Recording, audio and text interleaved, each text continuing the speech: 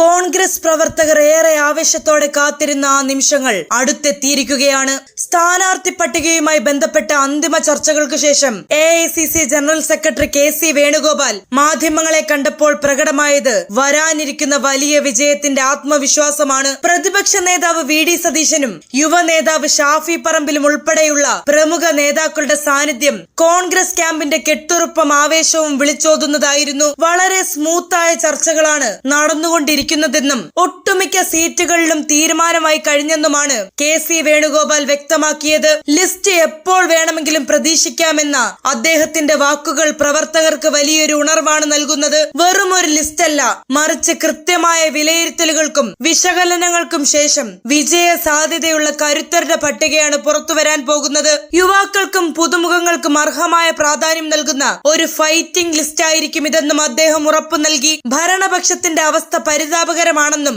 CPM-നുള്ളിലെ ആഭ്യന്തര സംഘർഷങ്ങളും ഉരുൾപൊട്ടലുകളുമാണ് ഇന്ന് നാട് ചർച്ച ചെയ്യേണ്ടതെന്നും അദ്ദേഹം ഓർമ്മിപ്പിച്ചു.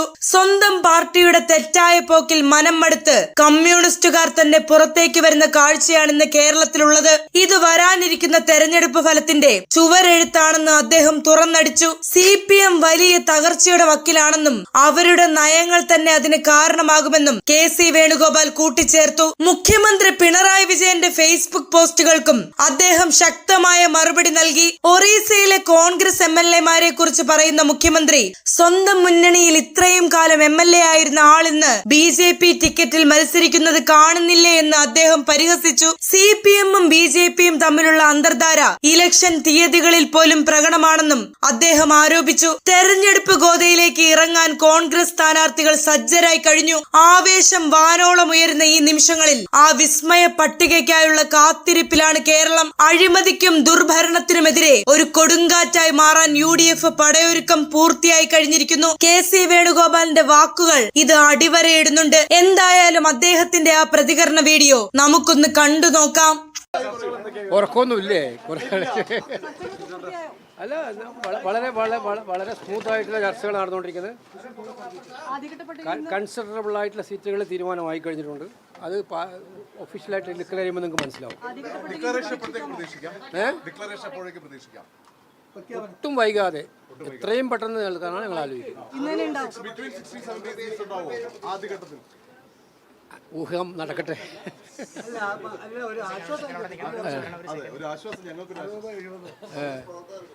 നിങ്ങൾ മനസ്സിലാക്കേണ്ടത്, ഞങ്ങൾ സീറ്റുകളെ കുറിച്ചുള്ള വിലയിരുത്തൽ നടത്തുന്നത് പല വിശകലനങ്ങൾ നടത്തിയിട്ടാണ്.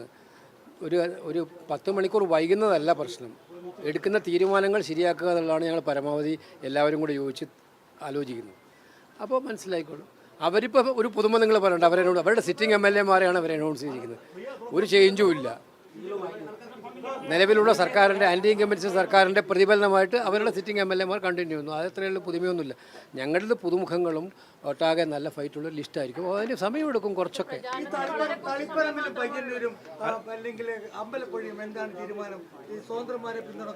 അതൊക്കെ പാർട്ടി സ്റ്റേറ്റ് ലീഡേഴ്സ് പറയും. അതിനകത്തൊക്കെ സ്ട്രാറ്റജി ഉണ്ട്.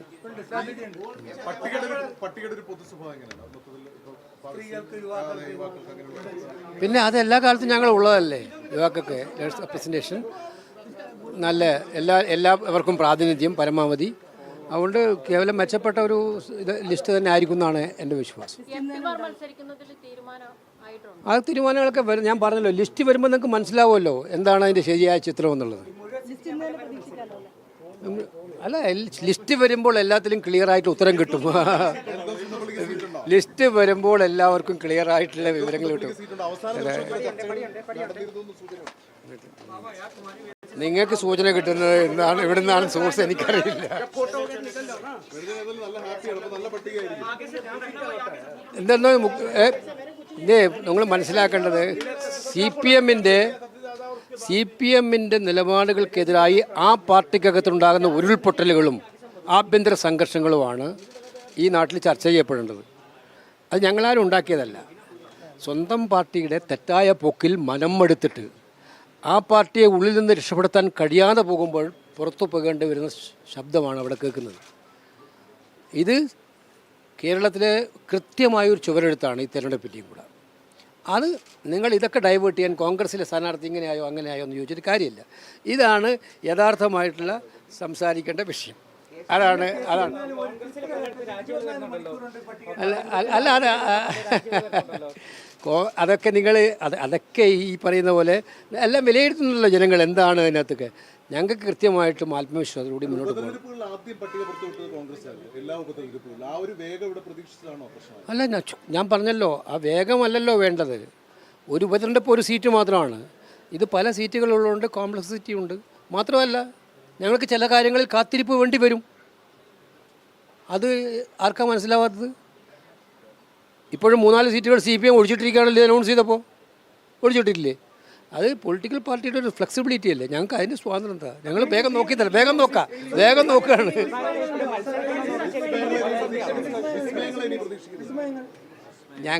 ഞാൻ പറഞ്ഞു CPMൻ്റെ ഒരു വലിയ തകർച്ചയുടെ വക്കീൽ അവർ നിൽക്കുകയാണ്. അവരുടെ നയങ്ങൾ മൂലമാണ്. ഞങ്ങൾക്ക് CPM പൊട്ടാകെ തകരണമെന്ന് ആഗ്രഹിച്ചവരല്ല ഞങ്ങൾ. അവരുടെ നയങ്ങൾ മൂലമാണ്. അത് കൃത്യമായിട്ടും ഈ തെരഞ്ഞെടുപ്പിൻ്റെ ഫലത്തിലൂടെ ഉണ്ടാകും എന്നുള്ളതിന് സംശയമില്ല. ഞങ്ങൾ കൃത്യമായിട്ടും എല്ലാ സ്ഥാനാർത്ഥി പട്ടികയും ക്യാമ്പയിനും ഒക്കെ ആയിട്ടുള്ള കാര്യങ്ങൾ നടന്നുകൊണ്ടിരിക്കുക. സ്ഥാനാർത്ഥികളൊക്കെ പെട്ടെന്ന് ഇത് പൂർത്തീകരിച്ച് ഫീൽഡിലോട്ട് പോകാൻ തയ്യാറായിട്ട് നിൽക്കുകയാണ്. അതിനകത്ത് അപ്പോൾ ഇന്ന് മുഖ്യമന്ത്രി വേറൊരു കാര്യം പറഞ്ഞു കേട്ടോ. ഞങ്ങൾ ഒറീസയിൽ ഞങ്ങൾ 2-3 MLA-മാർ പിന്നെ മാറി വോട്ട് മുഖ്യമന്ത്രിയുടെ ഫേസ്ബുക്ക് പോസ്റ്റ് കണ്ടതായിട്ട് പറഞ്ഞു കേട്ടു. സ്വന്തം MLA BJP പോയിട്ട് മത്സരിക്കുകയാണ്. അത് ഒറീസയിലല്ല, കേരളത്തിൽ. ഇത്രയും കാലം MLA ആയി കൊണ്ടുവരുന്നത് ഇടതുപക്ഷ മുന്നണിക്ക് വേണ്ടി നിന്ന ആൾ ഇപ്പം BJP-യിലാണ്. അപ്പോൾ ഞങ്ങളെ കുറ്റപ്പെടുത്തുന്നതിനകത്ത് കൃത്യമായിട്ടും നമുക്ക് എല്ലാവർക്കും അറിയാം PMC-യിൽ എന്താ സംഭവിച്ചത്, പിന്നീട് വന്ന ഓരോ ഘടകങ്ങൾ ആരാണ്. ഈ ഇലക്ഷൻ ഡേറ്റുകൾ പോലും ഞങ്ങളിപ്പോൾ സംശയിക്കുന്നുണ്ട്.